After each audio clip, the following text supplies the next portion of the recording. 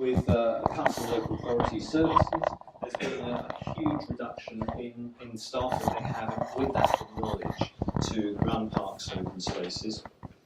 And we also work at the coalface, so to speak, with community groups, supporting them, friends groups. And a key thing that we are most concerned about, you heard it from Fields in Trust, who were talking about protecting parks, the loss of parks, the land itself. Well, we're particularly concerned about the full equality of parks. It's all very well protecting the parks, but if they're not well managed and maintained, they can easily become places that antisocial behaviour takes place in. And remembering the context of what we're talking about today, if places aren't attractive and welcoming and have nice things in them, then people are tending to keep away from them. So that's part of a crucial thing that we're about. We're here to talk about delivering healthy landscapes, amenity or health asset, and I think this is a key challenge to parks or green spaces generally, is that they're poorly understood, particularly in terms of their value, and also as an asset. I think we're used to the fact that our public parks are free at the point of entry, and it's the classic thing where if something's free, people don't value it. But there's another layer, which I'll come on to later, which makes that harder. Now, this is a two-man show. Richard will be coming up soon after me. I'm just going to go through the context and the background of where we are in terms of looking and valuing our health assets, our parks, and Richard will go into greater detail with the Parks Health Toolkit.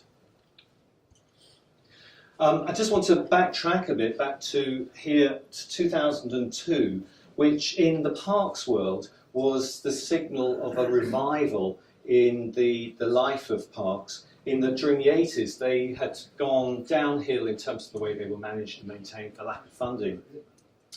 And through Heritage Lottery funding, there was huge capital investment, and it's really helped recreate and re-establish our public parks, really keeping the status quo, restoring them as they were originally designed and to look. And then moving on, so that's in terms of the of parks. And one of the things that frustrates me, it's come across in the talks earlier this morning, is that the biggest barrier to me is the silos within which we work. And so in the health silo, we have, after the 2008 crash, when funding fell out of local authority coffers, a really good report, the Marmot report, which brought a clear link between the benefits of health and green space and the need for healthy places for people to live. That was followed in 2010 by Hoodoo, who were doing some work based at City Hall. It was a collaboration. I'm based at City Hall, at the Mayor's office, but independent of it. And they developed a number of assessment tools which have been really useful in helping people assess the impact of different interventions on improving health. And then moving back into another silo, into the planning silo, in 2012, the National Planning Framework created and understood and spelt out the link between planning and health, and the need to provide good quality green spaces and to protect them. I'm whizzing through this. And then we're back to health silo, the 5-year forward view in 2014, and it was to link the issue about prevention and public health and the huge economic consequences of not intervening. And it really highlighted the tension that we're in between short-term goals and long-term goals. You know, it's just so much better to invest in something that's going to save money further down the road, but sadly our political system works against that. It's all about, we'll do something for 5 years and then we'll swap and do something else. And I've been around long enough to know with Sport England, they've gone full circle, because when I was first engaging with them about 12 years ago, it was all about community sports. Then it moved around to elite sports, and we've come back full circle to grassroots sports. So maybe it's just a sign of old age. I think it's partly that, but also it's the fact that too much of the decision making is around the short-term thinking. We've got to break through that. We've got to break through the silos that exist. And then Public Health England very carefully looked at the benefits of green space to public health and produced this report in 2014, which really raised the whole issue about access to green space. And from the work that I do and the stuff I do with the GLA in terms of their London plan, it's all very well having a good network of green spaces across the place, but it doesn't guarantee that people are going to use them. And from research we've carried out and others, you may have a really good green space down the road, but a lot of people don't know about it, they don't know how to get there, and they feel intimidated about going in there for all kinds of reasons. So just having the green spaces and protecting them isn't enough. And it's this level of interest is escalated through the World Health Organization and their report, and they too have seen the link between health and green space. So all these pieces of evidence, these policies, these strategies line things up really well for encouraging us to be more engaged between our different sectors. And then even more recently now, it was Helen who said a bit earlier about the Public Parks report. Now again, back to the parks silo, a lot about the report that came out in February this year recognised the huge value that parks have in terms of health benefits. And that's encouraging and great news. And they're setting up a cross-departmental working group, of which we have, I think somebody, there are two things they're doing. This was only announced on Tuesday, so it's very new. So there's a cross-departmental grouping with, I think, every department in government involved, which is great. And then under that is an advisory group, which we have somebody here from the Parks Alliance, Matthew Bradbury, who's on that. And that is, I mean, that's huge progress. They've got a lot to do, but we've started. Then I just want to focus back in on my geography. My remit is London, but I just want to use this as an example.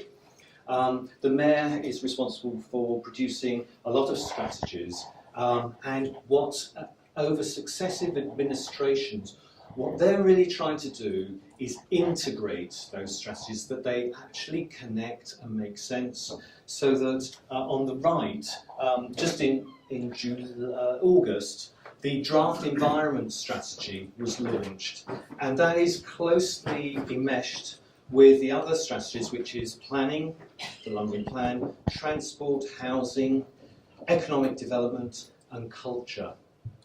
So certainly within the London area, the things are being lined up to help integrate solutions to the whole issue of green space. And I just want to use this as a, have you got a pointer? Thank you. Actually, I can do it from here. So looking at the key, this is, sorry those at the back, you probably can't see, but this is just giving an illustration of what the London Environment Strategy is trying to do. And it's picking up on the key challenges of population growth, climate change, fairness and social integration. And it's not just true of London, it's across the country, particularly in the urban cities. And there's also the thing about people living longer. But you'll see through here things like wanting to create a healthy, resilient green city, dealing with air quality, green infrastructure, and health here, key. And what's encouraging about this strategy that's out for consultation at the moment is it's encouraging ideas, new ways of thinking, of which one is natural capital, which brings us back to the key topic that we're looking at, which is how do we value our parks and green spaces, because it's been a huge problem. Most local authorities value their parks individually at £1 each. Now, that is because most of them are protected, they can't be built on, they can't be sold. Not all, but most. And that's been one of the biggest barriers to encouraging investment in them. So if you are lucky enough to own a property, you will want to invest in it because you know it's important to keep the roof on and all that jazz. Well, when something's not worth very much, you tend not to invest in it, there's not good enough case for it. So natural capital has provided a very useful tool to value green infrastructure. It's been initiated and led by central government. And to me and for us, I believe it's a key to unlocking the potential integration of funding from these silos which I've been talking about. Now we've heard some of the things like the social prescribing, which is great, and healthy walking. Those are where health funding is diverted into activities in parks, and the more we can do that kind of thing, the better. So what has been fascinating about the research behind the natural capital accounting approach is that you can value a park based on the benefits that it accrues, both in health, in value of properties, in dealing with runoff, water, a whole range of things. And then you can put a monetary value on that now, which could never be done before. And what the research is showing is that one of the greatest benefits of natural capital accounting is health benefits, more than anything else. And this, the other leap forward in terms of thinking of government is that even the Treasury is accepting and will adopt the natural capital accounting. So that's something, and here it's putting natural capital within the whole realm of built, human, social, and the interaction of those things, and the output being human health and well-being improved. So, as I've said, the key to unlocking investment in order to do things will help us, I think, shift from a more short-term approach to a longer-term actions. And thinking about how we move on to a more integrated way of doing things, we need, it's all well having these strategies in books and on the shelf and everything, and they're kind of roadmaps, it's good to have them, but my experience is that's where they stay, and there's often not enough impetus to actually deliver them. So we've been working with Richard to develop something that's far more immediate in terms of finding solutions and making better use of our parks and green spaces, which is the Health Toolkit. And it's an audit that you can do to assess the health benefits of the park, any park. And the beauty I see of it, and I won't say any more because I'll let Richard go on to it, is that it can be used by anyone. This is particularly important when you think about communities who use our parks, because they can use it to identify what needs to be changed. They can use it as an advocacy tool, but they can also use it as a fundraising tool to introduce changes to their local parks. So it's incredibly empowering. So here's some pictures that demonstrate some very traditional parks and some of the activities that go on in them. I believe that similar to where I started with the 2002 Urban Task Force report, the need for a renaissance in parks, we need that again today, but it's a slightly different one, and that's where we look at our parks again.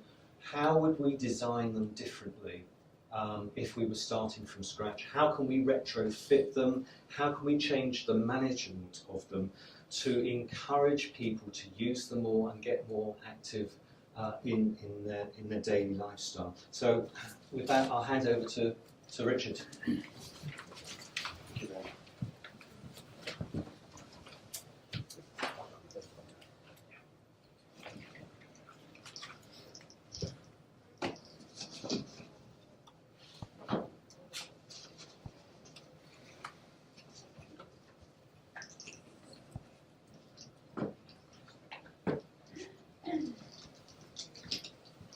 Great. Hello, everyone. Welcome. Sorry we're running a little late, but glad that no one's getting hungry. So, oh, the good news is there's loads of food. I have it on very good authority, and very good food as well. So thank you for coming today. It's a joy to be here. It's really good. And thank you, Tony, for the introduction, giving a good broad perspective of where we're coming from.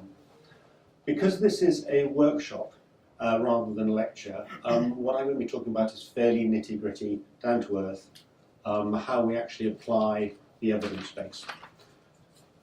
Now, in terms of journey, we all have a journey, and we start by accomplishments. Will prove to be a journey, not a destination. I thought that was rather nice. I would commend to you the Landscape Health, Public Health and Landscape document from the Landscape Institute, so you'll be delighted to know that landscape architects are engaging in the health agenda as well. And the picture down the right, particularly important, because I thought it was just a lot of fun. No more complicated than that. So the first question is, why do we do what we do? I'm sure we all have these heart-searching moments when we say, well, what am I about and why do I do it? Okay? And the conference is obviously about creating healthy communities. And we have concepts, public health, primary prevention, social prescribing was touched on upstairs, sustainable and resilient communities, natural capital. But health, from someone who is not a health professional, actually is about you and me. It's about our families, it's about individuals, it's about people we care for, it's about our communities. And for most people out there who don't work in the health sphere per se, that's what health is about. How are they feeling today? How will they be tomorrow? And the privilege that we have is that we can help improve the length and quality of people's lives. And that to me is an incredibly important privilege that we have. You know, as we all work on our different spheres, that to me is what we're about. I went into landscaping, because I wanted to improve environments for people. So to be able to move on to health is excellent and a natural step to that. So we can avoid tax legally, don't pay what you don't have to, but we can't evade death. Okay? But actually we want people to live longer and we want people to live better. Okay, and then Tony has also really touched on the bottom point there so brilliantly. How we perceive something will dictate how we value it and invest in it, and that's really important. In terms of what is the problem, when I started this as a landscape architect, 2008-09, the question that we were exploring as a practice was we were already designing sustainably according to the definition at that point of sustainable development, which was largely around great-crested newts and bats. Habitat creation, all brilliant stuff. The question then arose, but what are we doing for people? The situation we had is that if a new development was going ahead, a new road or something, you could move people, but you had to drive round badgers. Very strange situation. And so behind that, I started getting interested in the whole health dimension and went to Liverpool University to do a Master's in Public Health. And I realised I hadn't got a clue what they were talking about. Well, the first thing was health impact assessment, which was really important, and then follow up with the Masters. And we have differences in silos, differences in language, like, for example, to me, a epidemiological, ecological survey, well, I'll tell you what that is as a landscape architect and planner, that's great-crested newts and bats. But you use the same thing to someone in public health, and it's a population-wide health assessment, health survey, research. The longitudinal study, well, I know what that is. You go from one end of the site and you measure the other end of the site. No. A longitudinal study is a research program and research over a period of time. And these were just a few of the phrases that were similar, but the concepts were very different. And so it struck me that as a landscape architect, what I have to do, and what we as a practice explored, was how do we actually address the problem of ill health? We've talked upstairs about the need of actually getting to people in deprived communities in terms of health inequalities, and what can we do to help? But health inequalities, as Michael Marmot pointed out, was that we all suffer from health inequalities because we could all have better life, better quality of life, whatever our current state of health is. So the health inequalities perception is not necessarily about deprived communities per se, it's about all our health. So the first thing was to identify the problem. and that was research at the time from William Byrd and Michael Taylor, was the reduced access to green space, as we head upstairs, was linked to social isolation, stress, anxiety, depression, obesity, heart disease, diabetes, cancers, hypertension, and stroke. That's a talk in its own right. But these are a real problem. We know that the cost, certainly in 2006-07, 42 billion on obesity. Workplace stress is a big one, 64 billion. Cancers, 15 billion. And as again noted upstairs, it's currently estimated that 40% of the NHS spending goes towards treating potentially avoidable health conditions. And then it goes on to say that obviously it's the psychological and physical impact on people's life which is important, not just the cost. And that left us with a great divide. And how were we going to cross it? We'd identified the problem there on the left-hand side, conditions we need to prevent and treat. And these are avoidable conditions. Under mental well-being, we have stress, anxiety, and depression. Under non-communicative diseases, cancers, type 2 diabetes, heart disease, strokes, and hypertension. And obesity, childhood obesity, adult obesity, and reduced levels of physical activity. And on top of that, environmental determinants that also have a bearing on health. For example, pollution at the moment is particularly resonating. What can we do about that? And on the other side of the chasm, we have beautiful parks, beautiful open spaces that we know generically are good for health. How are we going to cross it? That was my question. How are we going to cross it? The first thing that we identified, of course, as Tony has flagged up, is we all live in our silos. Less so now than when we started this journey. And public health, brilliant. Academic research, great professional work. All are professionals and experts in their own right. The problem we had at that stage, when we started this journey, is that they weren't necessarily talking to each other. Now that's changed now, and that's fantastic. We're doing some stuff with Hounslow Council and public health are in the Parks Department, but they work very closely together, and that's symptomatic of around the country.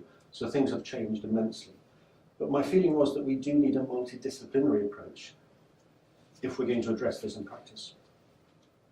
The second thing was to find common ground, because I can speak to you as a landscape architect with some health knowledge. You would speak to me from your expertise, very interesting, but there's no common ground there because I'm not trained in your discipline.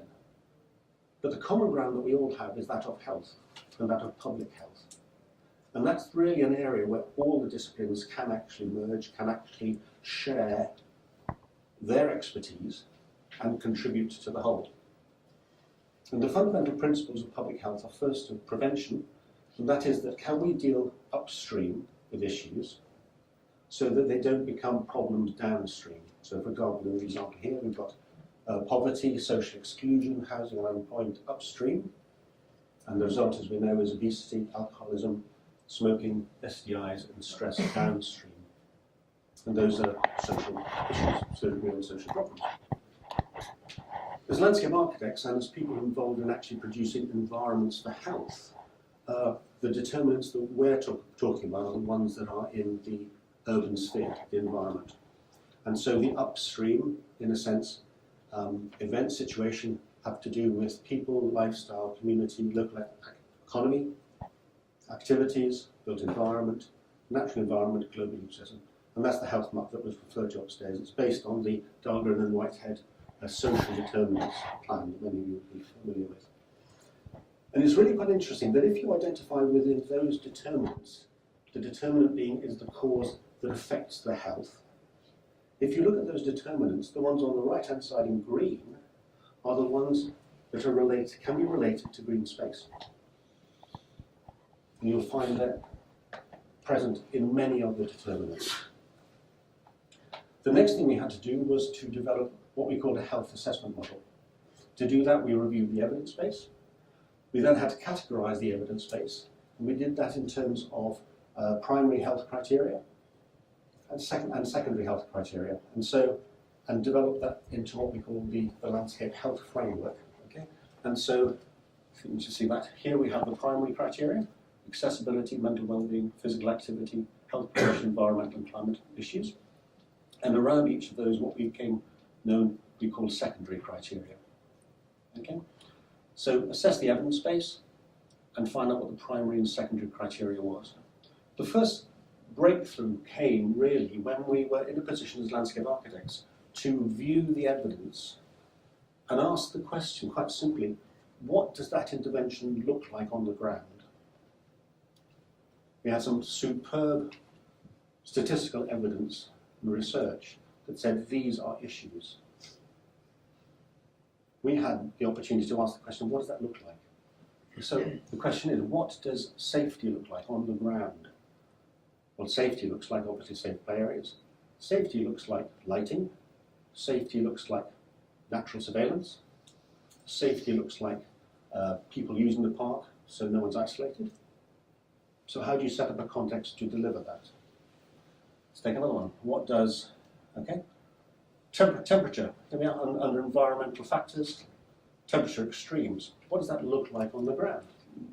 What that looks like actually is that when you introduce woodlands and vegetation within open spaces, compared with the urban area next to it, you have mitigation of temperature extremes. And obviously that works through the mitigation of the heat island effect. Oops. Physical activity is easier to look at. But what we could do from those primary and secondary criteria was to develop 75 landscape elements that we identified from the research that if we implemented within a cogent design, would develop a health-promoting landscape. The problem wasn't that we didn't know how to design. It was a case of, Donald Rumsfeld, you will have heard it, there are known knowns, there are known unknowns, but there are unknown unknowns. We knew how to design, we knew the areas we couldn't design in, but actually, until we'd done this research and this assessment model, there were unknown unknowns affecting health that we didn't know about. And so we've tried to tease those out. What are those unknown unknowns? We had to move beyond the situation in which green is good to why is green good and what can we do about it. So that was the first big break. The second big break was then linking those elements to the nice National Institute of Clinical Excellence recommendations for treatment and prevention and treatment under obesity, non-communicable diseases and mental illness. And so we were then able to define those elements in terms of environments which promote prevention and treatment of certain conditions. Now, within that situation, of course, all these conditions are inextricably linked, but nevertheless, in terms of targeting particular conditions in the community, priority might be given to one first before the others. And then from that, we created a system of actually analysing designs and doing designs. Now, what applications did it have? In the first hand, the first was, in terms of our own work, the design of new developments and assessing master plans for health and well-being. We can use the model for that. The second is open spaces, and the third was refurbishment of housing estates. We'll whistle through these. In terms of design work, this is a country park that we did down in Devon, Exeter, and what we went through was a normal planning basis, the NPPF, local development framework, which is the local plans, and then planning policy. And from drawing from those and bringing to bear design through survey and assessment, we started working on a master plan over there on the right-hand side, and that's the image of the biodiversity bit of it.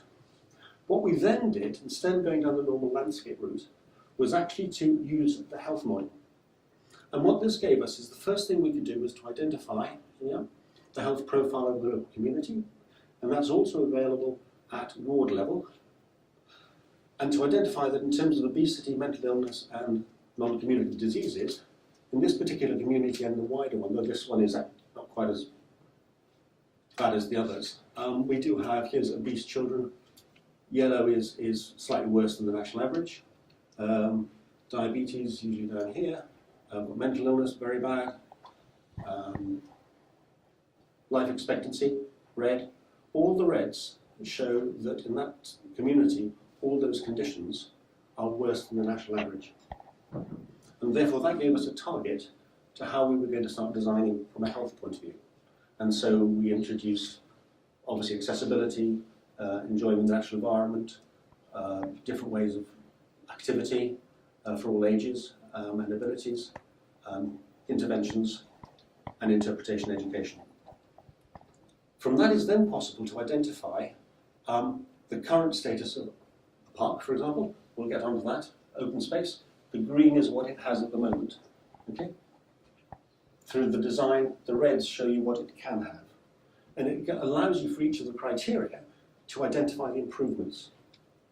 And then on the right-hand side to start linking those improvements to the particular conditions as well. In terms of the Park for Health assessment, which is what Tony was mentioning earlier, again we thought, well, if we can use this for design and testing master plans, we can use it for actually assessing parks.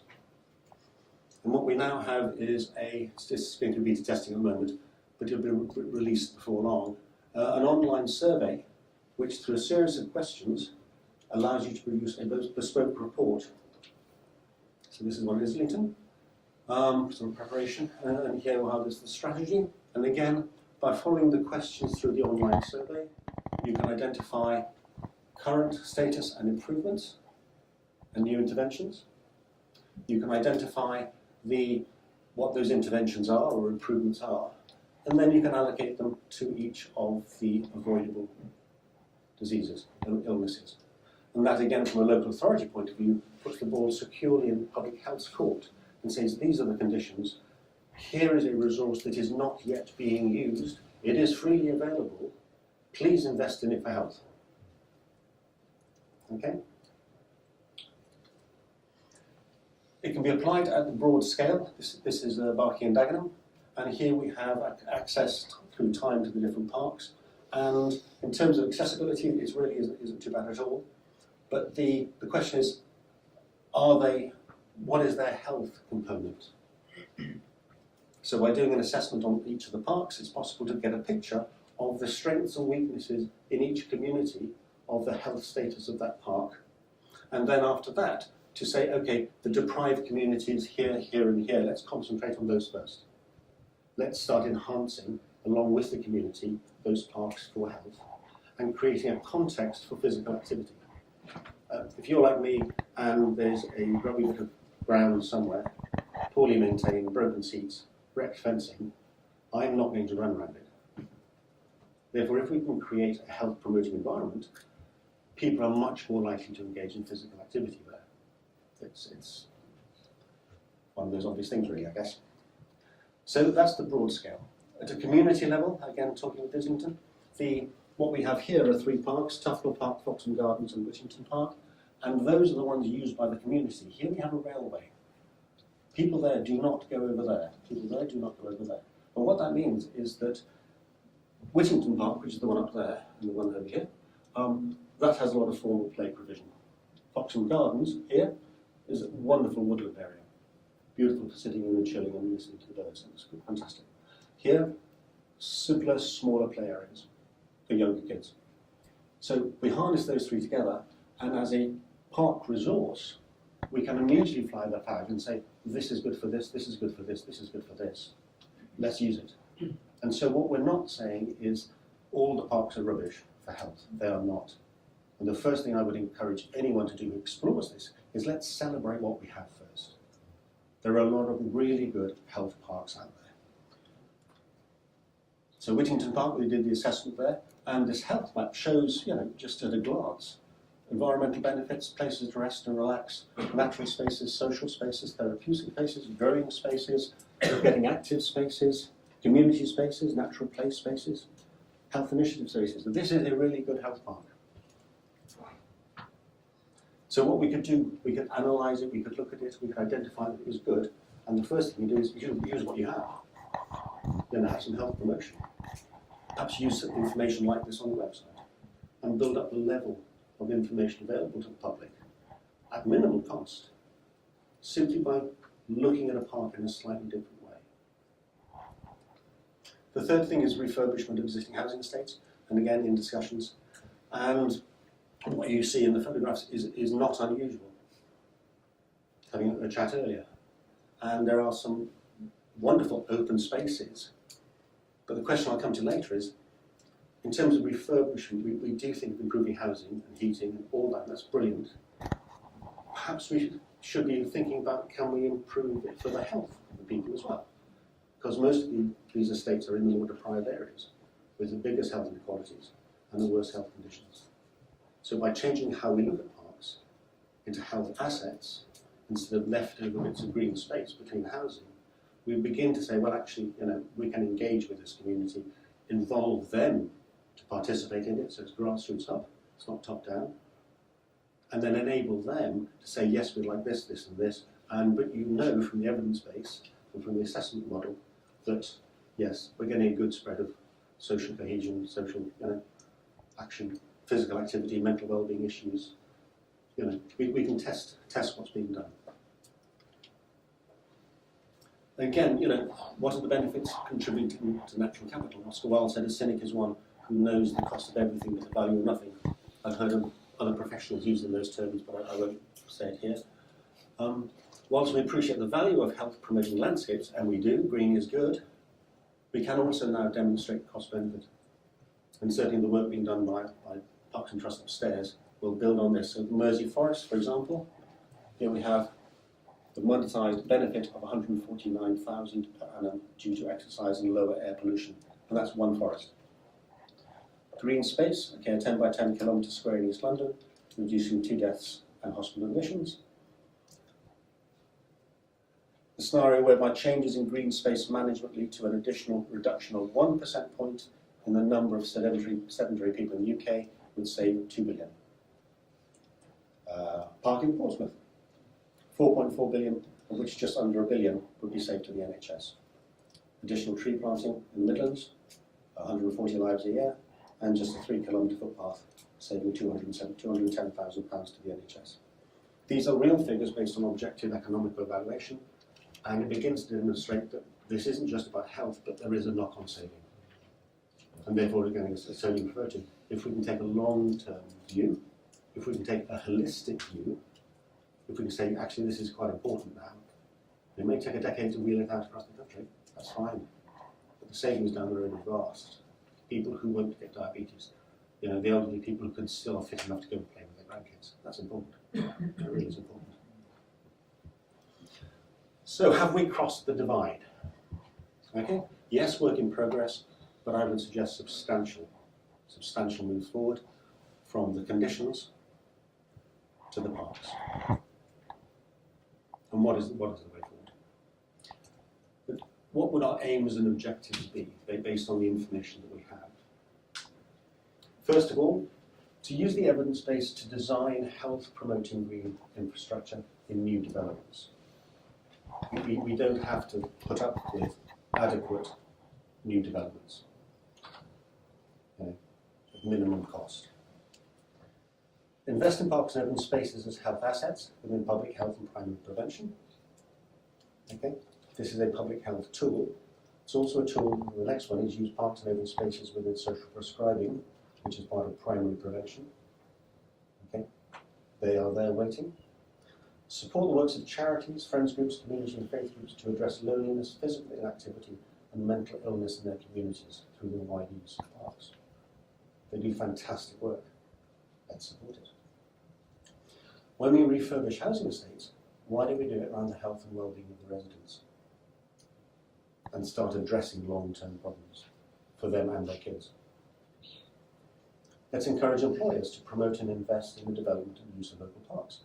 Going back to the figure of 20 billion a year lost to anxiety, mental illness at work. That's a lot of money. That's a lot of hospitals. That's a lot of profit. That's a lot of tax. Let's engage with employers to actually say, well, when you do your bit for your employees, it's all this stuff. But most of all, it starts with us, doesn't it? The fact that we're all here means that we are passionate about health. It is important, and we want to do something about it. I trust that this discussion has raised some opportunities, and we're here to help. So thank you for your attention. Tony, if I ask you to come and conclude with your thoughts.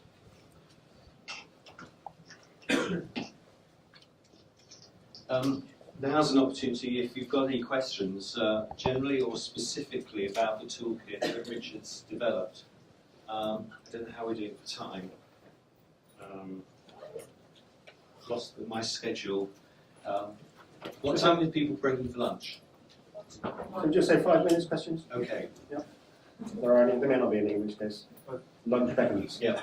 I've got one question. Yeah. I thought the analysis was very compelling, and it joined together a lot of what we've heard this morning. Identifying the potential for health benefit and realising it in practice. Have you, I may have missed something, but have you then taken those projects through and evidenced them afterwards?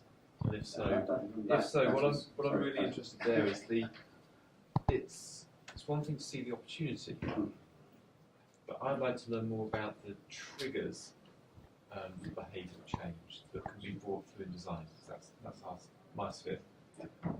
Because we're trying to change behaviour through the designs. I suppose where we would come from as designers, from that point of view, is that we can create an environment that encourages behaviour change.